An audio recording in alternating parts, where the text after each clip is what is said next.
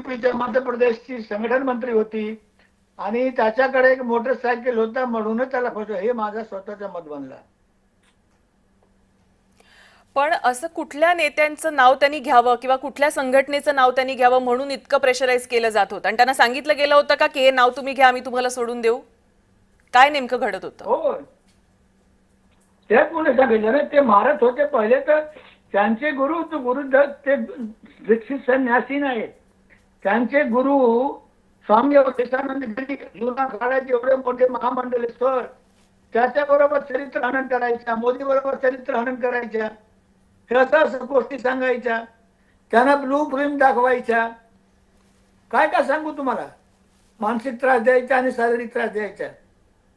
तुम्ही असं म्हणताय की साध्वी प्रज्ञा सिंग ठाकूर यांना ब्लू फिल्म दाखवली गेली होती? होय, मी नाही सांगतो, साध्वी सांगतात. हे साध्वीनी स्टेटमेंट मध्ये कोर्टात सांगितलं. होय होय होय होय. म्हणजे इतकं भयंकर होत होतं फक्त एका गोष्टीसाठी की त्यांनी काही नेत्यांची नावं घ्यावी म्हणून.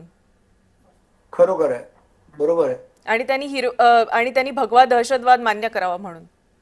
होय.